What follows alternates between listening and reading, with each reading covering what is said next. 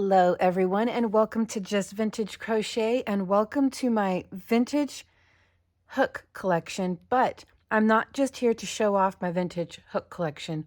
This is kind of a channel announcement as well going forward starting 2024. Now, I do already have a healthy handful of tutorials and mystery videos made where I have not implemented this. So this is going to be from this point on. And when I say this point, I mean it's January 23rd today whenever I'm recording this.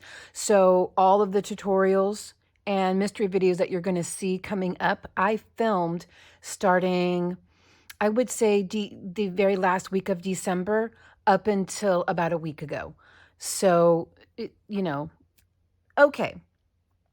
What I would like to do is try to create a sort of vintage immersion.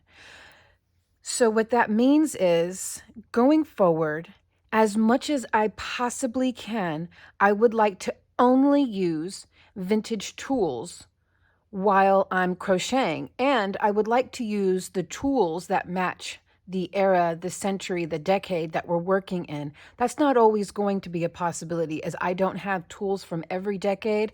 I have tools from the last, spanning from the last nearly 200 years, but not from specifically the 1850s or specifically the 1870s or specifically the 1970s, although these are from the 1970s. And also, a lot of these tools aren't very in the best of shape. I'm working on them. I am sort of restoring them, if you will. Not the wood part. I don't want to ruin that. But I'm wet sanding these hooks down to get rid of a lot of the tarnish and the rust on them to make them usable. But sometimes a hook is just damaged beyond the ability to use it. So, and sometimes the one hook I need, the size I need, happens to be that horribly damaged hook that I could not restore. But so far, for the most part, I have had success restoring a lot of these hooks, not the bone ones, the metal ones. So let's go over what I have here. First of all, I have here a hodgepodge of hooks. Many of them are the exact same size. Many of them were gifted to me by a few different people. And I basically have every steel crochet hook size available that was made within the 19th century or the 20th century. So within here, I have almost a full set, meaning majority of these are repeats. So I've probably got like 7 number 11s, 4 number 12s. You get what I'm saying. They're all vintage though. None of those, not one of those was made before, I would say, 1980. Not one of these was made before 1980, and really before 1970. This is a set that I picked up off of eBay. It was an auction that I won. It's a boy set. Now, I'm not the biggest fan of boy hooks in general. They're regular crochet hooks like these. I'm not a big fan of these hooks. This one here happens to be in good shape, but typically what I have found with boy is, you will note the head is either tilted where the bottom point is coming out at a slant this way, the head is twisted, or there is so much inconsistency in the taper. It's just, I consider them to not be the best brand, but they have always had excellent steel hooks. And here I have a full set of boy steel hooks. There is one missing. That's because I used it and didn't put it back like a bad girl, and it's in this cup somewhere. So this here was a gift from my friend Rosemary. It is a full set of leeward's hooks. There you go. Again, there's a couple missing. This one here came this way. I haven't used any of these hooks personally. These are not leeward's hooks. She included these, but these are not leeward's hooks. So this was a wonderful, wonderful gift. Here I have some Crystal Lights hooks from the late 90s. They are in pretty bad shape. I got them on eBay, and they are not in good shape at all. I took some rubbing alcohol to them. Not rubbing alcohol, but because these are plastic, I took some 100% pure acetone to them because the roughness on these was like almost like sandpaper. So you can hear that. So they're smoother now. The acetone smoothed the roughness, and now I would say they have more of the texture of a cheap wood hook. You know what I mean by a cheap wood hook. You go on Amazon and you find someone says smooth bamboo hooks. You buy them up and they're rough. That's what these are like now. They're not, well, you can hear that there. That's not writing. This is what the hooks were like. They were like that, but up here. It was pretty bad. This is still rough. But I have them. I don't know if I'm ever going to use them, but I have them. I have a set of vintage hooks, wooden hooks. I really like this one for the narrow flat head. I think that's really neat. This is going to be really fun to work Tunisian crochet with. What I'm going to have to do is get one of those pencil erasers for a jumbo pencil and stick it on the end of this so that I can use this for a Tunisian hook. It's a good 10 inches, which could technically be considered a Tunisian hook. It just needs something to stop at the end. And you can work a good size scarf with something like this. And I really love the fact that it is skinny. I don't know how old this hook is. I bought it on eBay with a whole mess of hooks that were all vintage. This was another one. This one came with this one. That one there is just plastic though. So I don't know, did this come from sometime in the 90s? Did it come from the 80s, the 70s? I don't know. And these are just some actually really nice smooth hooks. These are really smooth, beautiful smooth hooks. I don't know if they're smooth because of years of being used, that oils from the hand have helped smooth them down. Likely that's the case. But they are very smooth. They are very nice. And a lot of our patterns, especially our antique patterns, say to use a wooden hook. I've had this much luck finding antique wooden hooks. They just are not out there. And if they are, people are asking a little too much for them. I don't know why. I don't know what the big deal is. Maybe because there's just something special about woodworking. I can't find them. I can't find them anywhere. So these ones, I believe, are from the 1900s. I just don't know when in the 1900s. And I don't know what kind of wood they are either. Here are some very nice, these are not antique, these are vintage, these were a gift. But these right here are all antique hooks that I picked up in a few different purchases on Etsy and in auctions on eBay. These are all very, very nice. These have all been rehabbed by me. So when I first got them, if you look, I'll use this to help you see. You see how dark and crusty this is down here? This entire hook looked just like this down here. Let me show you this. This is my super fine nail file. Super fine. What I mean by super fine is this is one step above smooth buffing. This is just slightly above. This is for I use this for knocking out the rigid bumps of rust, and this just cleans the metal up. And well, I work with a lot of, look at how dirty my thumb is now, working with a lot of white threads. A hook like that will turn your yarn filthy. So this is what it looks like after being filed. You can see it's smooth. It feels incredibly smooth now, but you can see how pitted and stained the steel is, but it's smooth. It works great. It's got a nice, it was all lumpy and bumpy. I wish you could feel it. I used my tweezers, and I would use the back of the tweezers like this and just ever so slightly turn and twist until it was straightened out. And yeah, maybe you can see that it still has, it's okay. It looks good. This one here, I believe, is a ivory handle. This is quite heavy and it sounds like glass. No, that sounds like plastic. When you tap it on your teeth anyway, it sounds like glass. Let's see. There you go. I just tapped that. Porcelain on porcelain will make that glass sound. And I believe this is porcelain. It's definitely not. This is a wooden hook. Let me get a big wooden hook. Here we go. Here's one that's got some weight to it. Nowhere near. This is lightweight as well. I didn't mean to say wood. I meant to say bone. Bone is quite porous. It's lightweight and porous. Ivory is not lightweight and it is porous, but here you can see the grain through there. I do believe that this is an ivory handle. It is from the 1800s. I don't have a clue how deep into the 1800s this one goes. But once again, you can see down here at the bottom where I didn't bother wasting my time with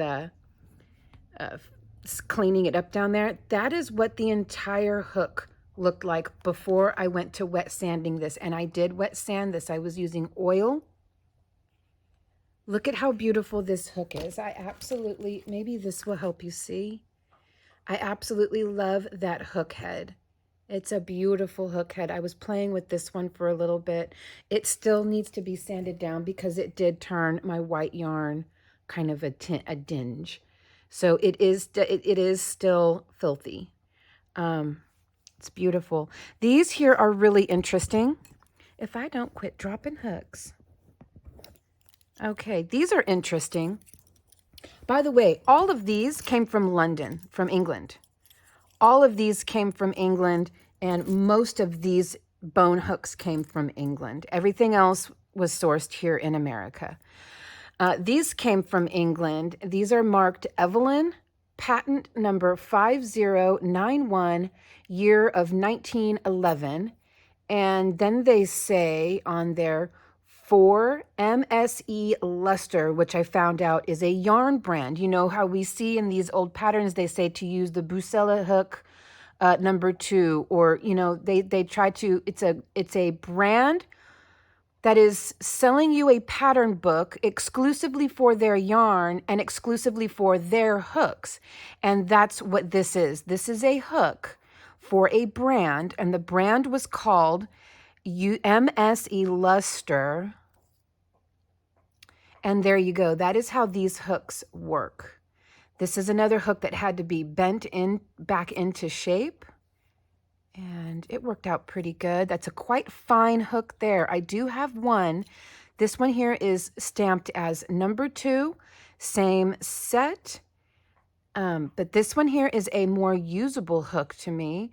This one here measures about a 2 millimeter, and I did play with this one. Look at this beautiful hook head. I'm just really bad at showing you guys these. It's so blurry. Look at that beautiful hook head. Oh my goodness, yes, I love that. I love a deep, intense inline hook. And when I was playing with this one, this is quite sharp on the end. It's not a piercing hook. It's just got a really good point to it. I'm sorry, the camera keeps blurring. I genuinely don't understand why, but it's a beautiful hook.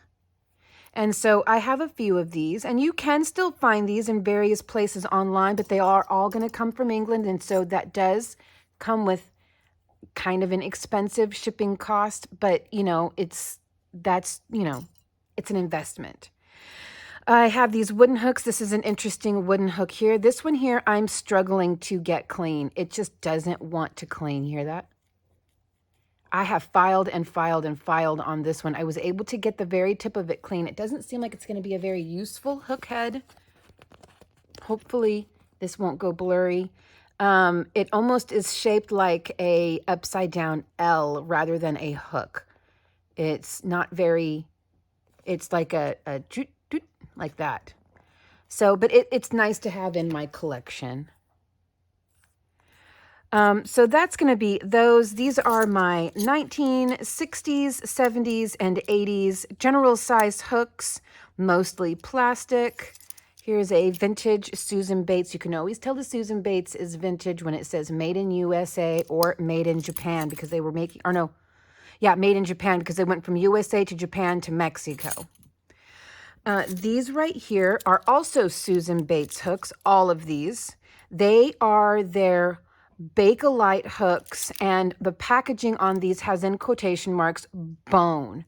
These were meant to mimic the antique bone hooks that you can see here. Here is an antique bone hook from the 1880s, and this is from the 1960s or 70s or 50s. These were really popular in all three decades. Mostly, I would say in the 50s and 60s. And yeah, they tried to make them look exactly, and they did a pretty good job. That's for those. There was a resurgence of vintage patterns in mid-century and 1900s, right? I'm not speaking right, forgive me. Much like we're having right now. And so Susan Bates sort of jumped on the bandwagon and came out with these very well made, very well mimicked vintage bone hooks. This is a genuine bone hook. If you ever want to know how to tell the difference between a fake bone hook, now that you know that these exist, and a real bone hook, a real bone is very porous. This is a clean hook, even though it looks filthy, it's clean. It's very porous, it holds its stains, and a lot of times you will be able to see like this, for example. Do you see the streaking, the pitting? It looks organic. Here is a bone hook that has all of that. All of the charms of organic bone. These right here, this one right here is my 1880s hook. I don't know how old these ones are. I bought them from two different Etsy sellers who simply said Victorian era, mid-century Victorian era. So that can be 1840s to 1880s. Some of them are not in the best shape and broke in half. A lot of times with these old bone hooks, you can see the carving marks. Look at oh man. I wish there was a way we could do this, that it wasn't. Maybe this will help it stop blurring so much. I feel terrible about this, you guys. Does that help? Hang on a minute. Maybe it's my lens. Hopefully this helps. You can see the hand carving marks right here. You see in the light where they went like this and they went like this to carve this out. A lot of times with these hooks, they would use one piece of bone for two hooks, as you can see right here. One piece of bone, two hooks, two different sizes. And sometimes just through wear and tear, they get weak and they break. And so that's what happened to this one here. I don't want to mix these. So these are all, those can go in there. These are all bone hooks from mid-century Victorian era, all except for the one I showed you, which is mixed in this pile. And I'm currently using one right now on a mystery pattern. I'm using this one right now in a mystery pattern. So these are wonderful. You can find these on eBay if you're ever interested. I also picked this up. This is a bell gauge. We will be working with more Tunisian hooks this year. Last year, I overlooked a lot of vintage and Victorian era patterns because they were Tunisian, and I wasn't sure if Tunisian was going to be very popular on this channel, but I figured the only way to really get those patterns out there is to just make them. What I discovered from reading a lot of these antique Tunisian crochet or tricot crochet patterns is they used a knit needle gauges to make these because they equated these with knitting needles. So in these vintage, or forgive me, in these antique patterns, a lot of these patterns will say to use a long tricot hook number 2 or number 13, whatever. They are referring to the bell gauge. And one pattern so far, two patterns I have found so far specifically reference for a Tunisian crochet pattern to use bell gauge hook size such and such. These patterns are both from the 1850s. This is a 1940s bell gauge from England, Walker brand, London. And it was it was made to mimic exactly what the 1840s bell gauge looked like. You can find an 1840s bell gauge online, but not for purchase. You can just look at it as it belongs. It's in a museum. And this is an exact perfect replica of it. So with our patterns going forward, our Tunisian crochet patterns, I will be able to determine what size do they mean based on having this bell gauge here. There you go. It'll be easy. Now, they don't always match exactly, but a millimeter or two off is going to be fine. So I have that for Tunisian hooks. We are going to be recording the wraps per inch going forward. I have found that my biggest struggle with these, especially antique patterns, is what freaking size yarn am I supposed to be using? I feel like what you guys don't see is I will go through the process of recording a tutorial thinking I have the right yarn size 2 or 3 times. I have to delete all the footage and start over again before I finally find the right size.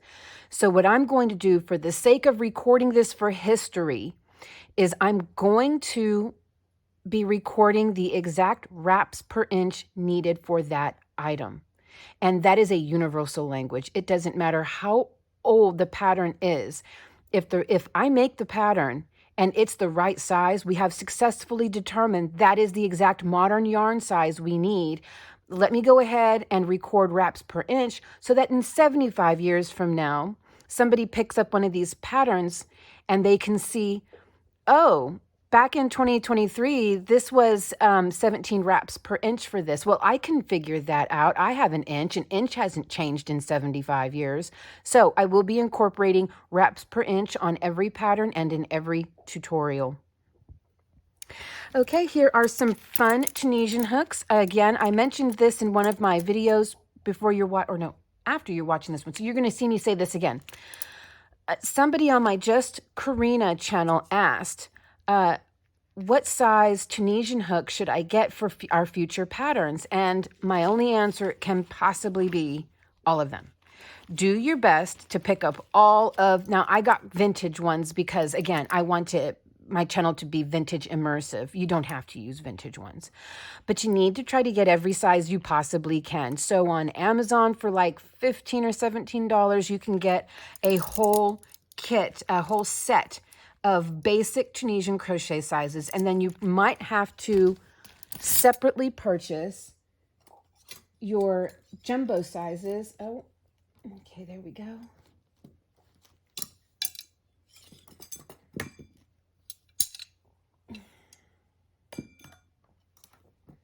So here are some sizes I had to purchase separately. Not that one. That is actually a vintage hook. That belongs over there. I had to purchase size 10, size 8, size 7, and then this is a size 5.5 right here. So I had to purchase these separately as they did not come with any kind of a kit.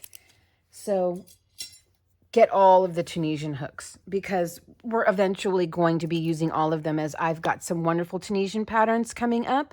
I'm going to try to space them apart so that this doesn't become a Tunisian vintage channel because that's not what I want. What I want is to incorporate the entire world of vintage and antique crochet, and that 100% has to include Tunisian or tricot, Afghan, all the different names for it. Okay, so that is what I would like to do going forward, using actual vintage hooks from the era.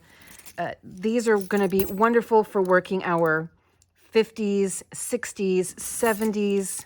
All of these I will use for the 50s, 60s, and 70s as that's when these came out. And there's going to be times whenever I want to use a bone hook for an antique pattern.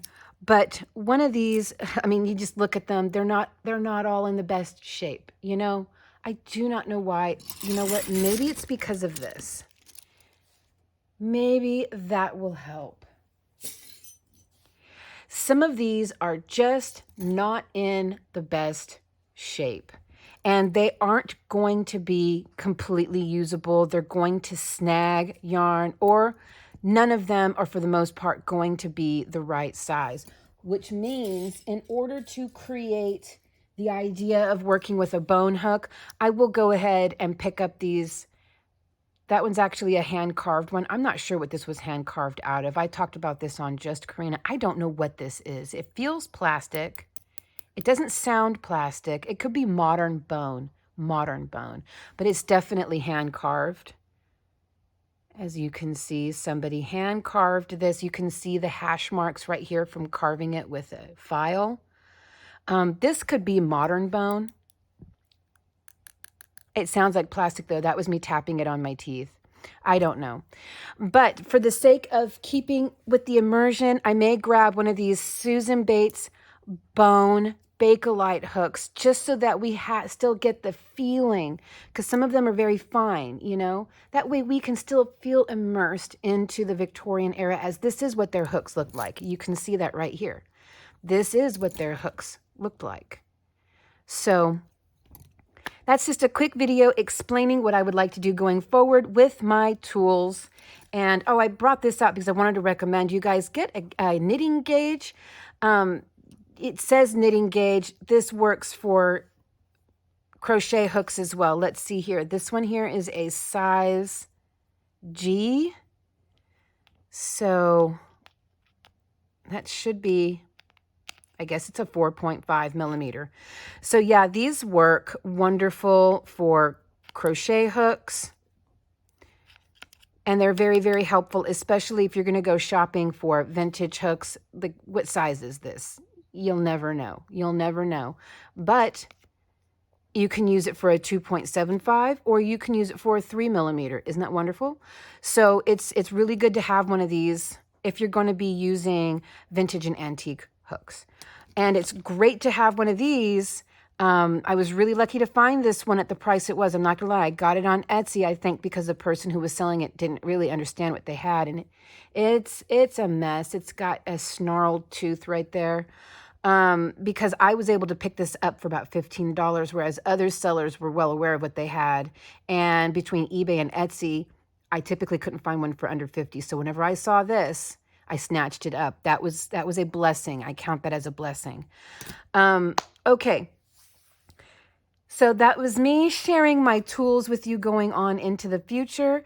And I do have a mystery video coming up for you on the 25th, which is day after tomorrow, because I'm going to put this up today. Okay, guys, I will see you real soon. Bye.